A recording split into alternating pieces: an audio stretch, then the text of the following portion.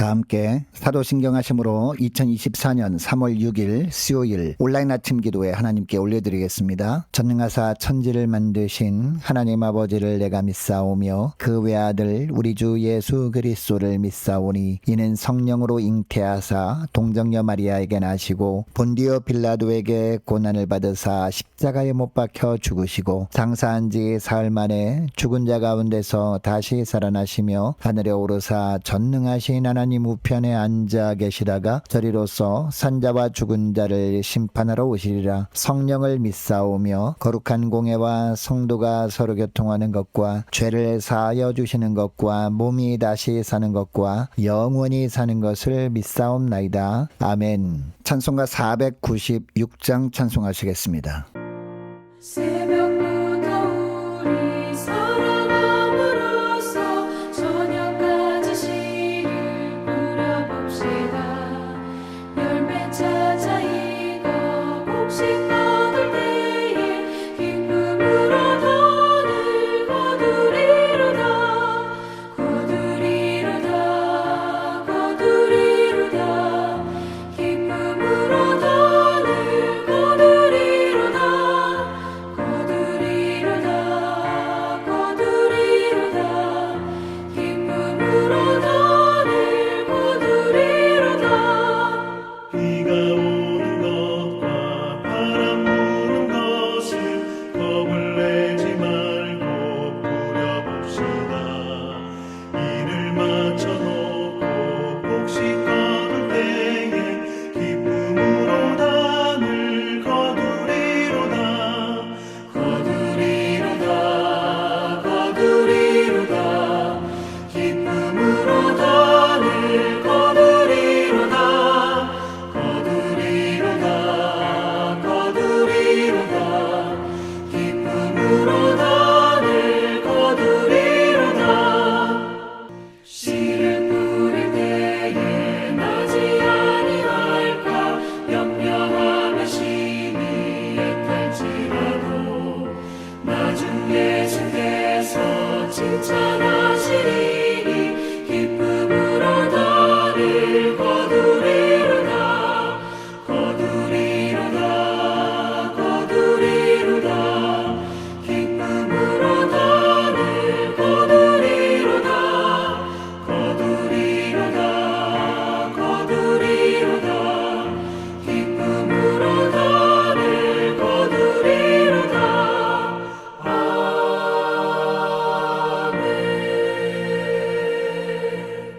하나님 아버지 감사합니다. 오늘도 또 새날 복된 날을 저희들에게 허락하시고 오늘 하루도 말씀을 통해서 하늘의 은혜로 저희 심령을 충만하게 채우시고 승리의 삶을 살게 하시려고 저희들을 불러주심을 감사드립니다. 하나님 주님 부르심에 순종함으로 주 앞에 나와 하나님 오늘 아침 시작하는 이 첫 시간에 주님이 베푸시는 말씀을 받고 하루를 시작하기를 원합니다. 주님께서 이 시간에 저들을 위해서 예배해 놓으신 말씀을 베풀어 주실 때 말씀과 함께 하늘의 지혜와 능력으로 충만하게 하여 주셔서 하나님 오늘도 저들이 좌로나 우로나 흔들리지 아니하고 주님께서 말씀을 통해서 이끄신 대로만 나아감으로 말미암아 주님이 예비하신 승리의 축복을 누리며 하나님께 영광 돌리는 하루가 되게 하여 주옵소서. 감사드리오며 우리 주 예수 그리스도의 이름으로 기도드리옵나이다. 아멘. 자, 이 시간에 하나님이 주시는 말씀은 마가복음 4장 26절부터 34절까지 말씀 보겠습니다. 자, 화면을 보시면서 마가복음 4장 26절부터 우리 함께 합독하시겠습니다. 또 이르시되 하나님의 나라는 사람의 씨를 땅에 뿌림과 같으니 그가 밤낮 자고 깨고 하는 중에 씨가 나서 자라되 어떻게 그리 되는지를 알지 못하느니라. 땅이 스스로 열매를 맺되 처음에는 싹이요 다음에는 이삭이요 그 다음에는 이삭에 충실한 곡식이라. 열매가 익으면 곧 낫을 되나니 이는 추수 때가 이르렀습니다. 또 이르시되 우리가 하나님의 나라를 어떻게 비교하며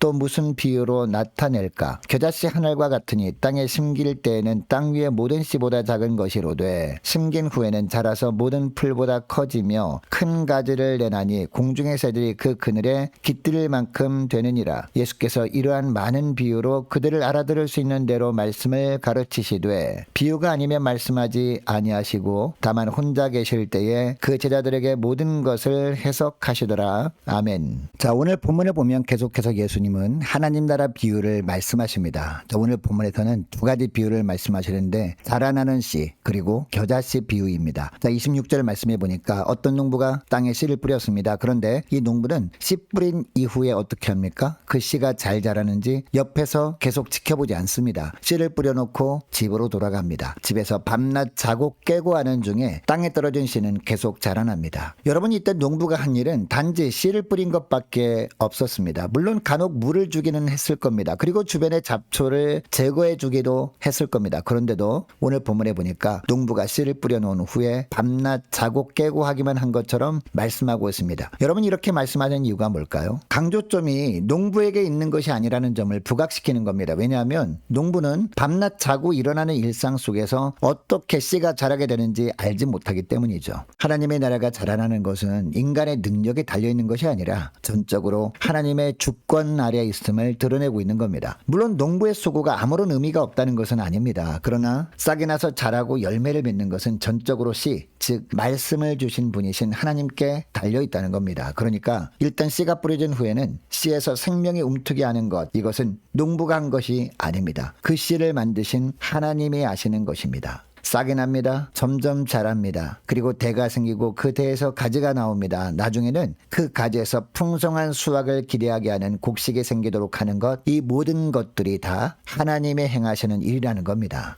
여러분, 하나님은 이 땅에 하나님의 나라를 건설하길 원하십니다. 그 하나님의 나라는 이 땅 어디에 임하는 것입니까? 누가복음 17장 20절 말씀에 보면요, 바리새인들이 예수님께 묻습니다. 하나님의 나라는 어느 때 임하느냐고 물은 겁니다. 여러분, 이때 예수님이 뭐라고 대답하는지 아십니까? 하나님의 나라는 여기 있다 저기 있다 못하리니 하나님의 나라는 너희 안에 있느니라 라고 하십니다. 무슨 이야기입니까? 하나님의 나라는 하나님의 말씀을 받는 심령 속에 먼저 임한다는 겁니다. 그리고 그 하나님의 나라가 어떻게 점진적으로 충만하게 임하게 되는지 오늘 보면 30절부터 보면 겨자씨 비유를 들어서 말씀하십니다. 자, 31절 말씀을 보시기 바랍니다. 겨자씨 하나니 땅에 심겨집니다. 겨자씨는 당시 가장 작은 것을 이야기할 때 사용하는 단어입니다. 겉보기에는 너무나 보잘것없는 씨입니다. 눈에도 잘 보이지 않는 것처럼 보입니다. 31절에 보니까 땅에 심길 때는 땅 위의 모든 씨보다 작은 것이라고 합니다. 그리고 겨자씨를 많이 뿌렸다면 그 중에 싹이 나는 씨가 있겠지라고 기대할 수 있습니다. 그런데 오늘 본문을 보니까 겨자씨 하나입니다. 사람들이 기대할 수 없을 정도로 너무나 미약해 보입니다. 그런데 그 씨가 땅에 심겨졌습니다. 그런데 32절 말씀을 보면 뭐라고 합니까? 심긴 후에는 자라서 모든 풀보다 커지며 큰 가지를 내나니 공중의 새들이 그 그늘에 깃들일 만큼 되느니라 라고 합니다. 여러분, 이 비유의 초점이 뭡니까? 씨가 땅에 처음 심겨온 것이 겨자씨처럼 눈에 띄지 않을 정도로 작은 시작이라는 겁니다. 이처럼 아무것도 느낄 수 없는 것처럼 보입니다. 그러나 일단 심겨진 후에는 하나님이 역사하신다는 겁니다. 씨가 심겨질 때 그 씨에 하나님의 능력이 함께 하신다는 겁니다. 그 결과가 무엇이냐? 모든 풀보다 더 커지면서 큰 가지를 낸다는 겁니다. 공중의 새들이 그 그늘에 깃들일 정도로 큰 나무가 되어진다는 겁니다. 물론 당시 겨자는 한 철에 3m 정도 크기가 될 정도로 놀라운 속도로 자랐습니다. 그러나 아무리 잘 자란다 해도 사실 큰 가지를 낸다는 사실은 어떻게 보면 조금 과장된 것이기는 합니다. 그럼에도 예수님은 일부러 겨자가 자라나서 큰 가지를 내는 나무가 되는 것처럼 말씀하신 이유가 있습니다. 상징적인 말씀을 하시는 겁니다. 여러분, 구약 성경에 보면 큰 나무는요, 어떤 제국을 상징하는 것이었습니다. 에스겔서 17장 23절 말씀에 보면 이스라엘 높은 산에 심으리니 그 가지가 무성하고 열매를 맺어서 아름다운 백향목이 될 것이요 각종 새가 그 아래에 깃들이며 그 가지 그늘에 살리라 라는 말씀을 합니다. 이스라엘 백성들이 나라를 잃고 포로 생활을 하고 있지만 결국 하나님께서 회복시키신다라는 의미의 말씀이죠. 위대하고 강한 제국이 되게 하신다라는 내용입니다. 하나님의 왕 되시는 나라, 즉 하나님 나라를 의미하는 겁니다. 이런 용법에 비추어서 예수님은 겨자씨가 심겨짐으로 말미암아 큰 나무가 될 것이라고 하면서 하나님 나라를 큰 제국의 모습으로 보여주시는 겁니다. 특별히 공중의 새들이 와서 그 그늘에 깃든다라는 표현은 구약 성경에도 등장하는 표현이거든요. 이 새들은 제국의 보호 아래 모여든 나라들을 나타내는 그런 표현이었습니다. 그러니까 예수님은 이 비유를 통해서 무슨 이야기를 하고자 하셨느냐, 하나님 나라를 큰 제국에 비유하시고 이방의 큰 나라들이 그 제국의 영향력 아래 들어오게 될 것임을 보여주신 것이었습니다. 그 하나님 나라가 예수님이 이 땅에 오심으로 시작되었고, 그리고 수많은 사람들이 그 하나님 나라의 주인 되신 하나님의 보호하심 아래 나오게 된다라는 겁니다. 여러분, 당시 예수님이 전하는 이 말씀을 들을 때요, 그 말씀을 들었던 사람들에게 예수님이 선포하신 이 말씀은 겨자씨같이 보잘것없다고 생각되어지는 것들이었을 겁니다. 말씀을 듣기는 했습니다. 그런데 그 말씀을 들은 사람들에게 처음에는 아무런 변화가 일어나지 않는 것처럼 보였습니다. 그래서 예수님이 말씀을 전하실 때 의심하기도 합니다. 구경만 하는 사람들도 있었습니다. 심지어 예수님을 따르다가 예수님을 배반하는 사람들도 있었습니다. 그러나 그 사람들이 심령 속에 말씀이 임했을 때 하나님의 역사는 시작된 것이었습니다. 결국 어떻게 되었습니까? 그들의 심령이 하나님의 나라로 변화됩니다. 말씀의 지배를 받는 하나님 나라 백성들이 되어서 수많은 세상 사람들에게 영적인 선한 영향을 끼치는 백성들이 됩니다. 우리는 사도행전 기록을 통해서 이것을 알게 됩니다. 여러분이 이 말씀을 오늘 우리에게 적용해 보길 원합니다. 여러분, 우리에게도 겨자씨 같은 말씀이 계속 선포됩니다. 그런데 말씀을 들은 이후의 삶을 보면요, 그렇게 변화된 것 같아 보이지 않습니다. 말씀의 능력이라고 하는데 잘 느끼지 못합니다. 그렇다고 절망할 필요가 없다는 겁니다. 왜냐? 우리 심령에 이 겨자씨 같은 말씀이 임할 때에 하나님의 능력도 함께 임하기 때문입니다. 그래서 우리가 잘 느끼지 못하는 사이에 말씀의 능력으로 우리는 서서히 자라게 되기 때문입니다.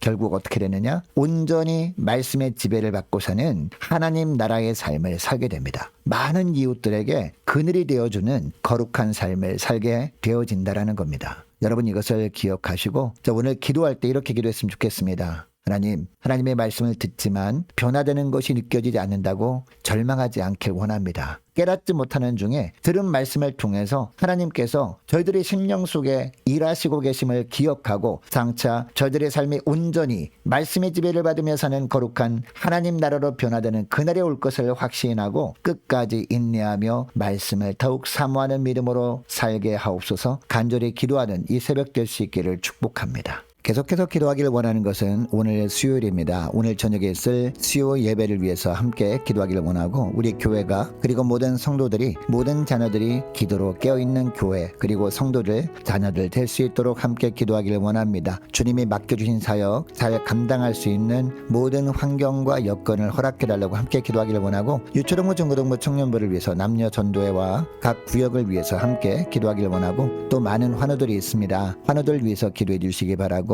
군복무 중인 유호성 형제를 위해서, 취업을 앞둔 청년들의 앞날을 위해서, 선교사님들 가정들과 나라와 민족과 우리 교회의 앞날을 위해서, 또 저와 여러분이 가지고 나온 기도 제목을 놓고 우리 함께 기도하기를 원합니다. 기도하겠습니다.